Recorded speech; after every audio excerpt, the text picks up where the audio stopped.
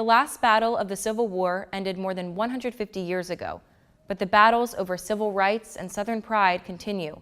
While most textbooks show an accepted version of the Civil War, at least one man says we've only learned the view of the winner. Rex Miller is dedicated to telling a story he says is lost in history. I consider a Yankee is that person who knows what's best for you. They're doing it all the time nowadays. So are there Yankees in the South? I imagine there might have been. Now? Oh, they're everywhere now. They're like cancer. An hour north of Charlottesville, Virginia, the rolling mountains give way to deep valleys and long stretches of farmland. In the middle of it all, Rex Miller owns the Crossroads Country Store, an homage to the Old South and the Confederacy. So I said to myself, I want a store that's not like any other store. And so I thought, what would be a theme that would be difficult for some people to copy? And I thought, well, the Confederacy. For Miller, his store is his classroom. Every customer a wide-eyed student and another chance to advance his version of the American South. Miller says students are being taught incorrectly about the causes and results of the Civil War. He says the American education system teaches only one side of history. So all of this, the Southern history that you're talking about, so that's all in these books. Yeah, and see, you don't get that in the Yankee version of history. You don't get any of this stuff. If you want to pursue what's best for you and your family and your community, and if you want to be left alone, chances are you're a rebel. I'm a rebel. I'm a Southerner and a proud of it. Maryland native and store customer Joyce Urey has been coming to Crossroads Country Store for years. She says while some people might find the merchandise and the topic itself controversial, it's all a matter of opinion. Have you kind of heard about any of the controversy over some of the stuff in the store, or have most of your friends? I don't care what controversy, as old as I am. Forget it. Forget it. It's me. And I have my opinion, but other people can have their opinion too. Don't push on me what you think, and I won't push on you what I think. We're bound by the documentary record. We can't make stuff up, but it is always and forever an interpretive act. Dr. Charles Irons is a history professor at Elon University. His master's and PhD are in American history. Irons says people can have their own opinions, but some historical events cannot be contested. There's no fixed and set, definite meaning for something that happened in the past. We in the present, we explain it, we label it, we choose how to teach it. So I'm pleased that people recognize history itself as an interpretive act. I'm not interpreting anything. I'm just reading what the man said, and it makes sense to me today. There's no interpretation involved. But we're still talking about it today. Mm-hmm. And your store kind of revolves around bringing up history and I mean, you're selling a lot of it. We're exposing the public to real history. University of Virginia assistant professor Justine Hill Edwards has never stepped foot in Miller's Confederate store, but she is no stranger to the history sold there. She has a master's and PhD from Princeton University, where she studied slavery and other aspects of African American history. I spent some time this morning reading South Carolina's Declaration of Secession, and they were unequivocal about their reasons for wanting to leave the Union, and that was because they felt that Northerners were impinging on their rights, their God-given and constitutionally protected rights to own human property, to own slaves. Yeah, they reference slave-owning states multiple times. Multiple times, yeah. Exactly. We can't separate the two, slavery from the American Civil War. I've read the diaries of soldiers. I've read the letters they wrote home to their wives. They weren't fighting for slavery. So you don't believe the war was caused by slavery? No. What do you believe it was caused by? Northern greed. Miller also says slavery would have died out without a war, but Hill Edwards says historical evidence shows slavery was vital to the economy. There are people who say that the American cotton industry was on the decline.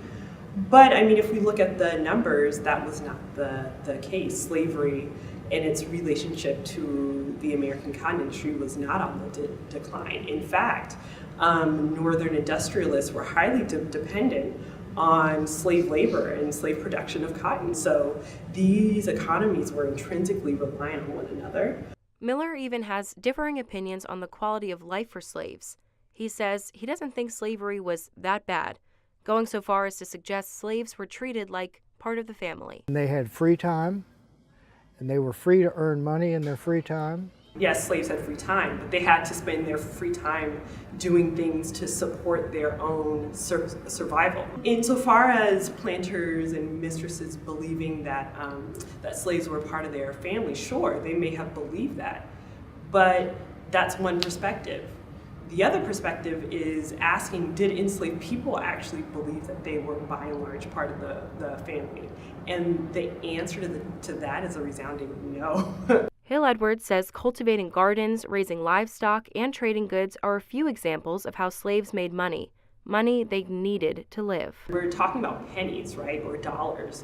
They bought goods that they needed, right? And they bought things to survive. Exactly. They bought blankets, they bought shoes, they bought hats. And so they weren't being supplied with any of this from their owners? They may have been, but the quality of the garments, the frequency with which they got them, perhaps once or twice a year, meant that oftentimes they may have been clothed in rags. Slavery was officially abolished in 1865 with the 13th Amendment, and Jim Crow laws restricting rights based on race ended more than 40 years ago. But racial bigotry is still a topic of conversation today. It was not long ago. I can recall the last time I've been called the N-word. It was this time last year. I was in traffic and some guy speeds by me and calls me the N-word. and it was jarring, but I kind of laughed because it told me, okay, all of these things that I think I'm feeling or seeing actually exist. Do you think white supremacy exists today? See, that's a construct, white supremacy. Earlier I said, love of kin is not hate. Self-preservation is not prejudice. And that goes against what everybody is saying about anybody with white skin. Miller and Hill Edwards also have differing opinions on the meaning of the Confederate flag today. For Hill Edwards, it's a symbol of hate, but for Miller, it's about Southern pride. Why the emphasis on the flags? I'm curious. There's a lot It's part of history. And of course, hiding the nasty ironwork. And, I just thought it was a colorful way to decorate. Mm-hmm. The Confederate flag was not an issue 20 years ago. It's only become an issue recently, about 2-3 years ago. You don't think it was ever an issue before then? Maybe with ignorant folk, but not in particular. Well, I think the controversy of it wasn't necessarily with whose flag it was what they were standing for. Right. And that's a sad thing. What does the Confederate flag mean to you? It signifies to me an attempt to preserve institutionally a history of white supremacy and a history of separation. People who wave those flags, who sell those flags, it obviously means either something different to them or Sure. They don't really think about those who it's affecting. Or they are fully in support of that and are not ashamed to show it. I've had people come in here and want to argue with me, and they call me a racist. Why am I a racist? Because I deal in flags? So you said in your world, racism is not a thing. I have black friends. I have black customers. I mean, they don't bother me. I mean, they're human beings. You judge a person on their personal conduct and content. Mm-hmm. That you either have character or you don't. And if you lack character, you're not going to be allowed in my circle of acquaintances and friends. Just because one has black and brown friends does not mean that one cannot act in a discriminatory way, right? Just because one supposedly has black friends does not kind of let one off the hook for racist and discriminatory behavior. But for Miller, it isn't about racism or discrimination. It's about holding on to a piece of the Old South while the world changes around him. It's all part of the destruction of all things Southern and all things Christian. I mean, the South is vanishing. The true South.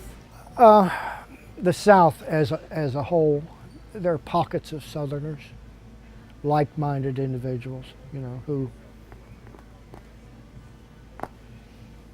are holdouts, I guess you could say. So would you identify yourself as one of them? Yes, I'm a holdout. You're a holdout. I'm unreconstructed. And proud of it.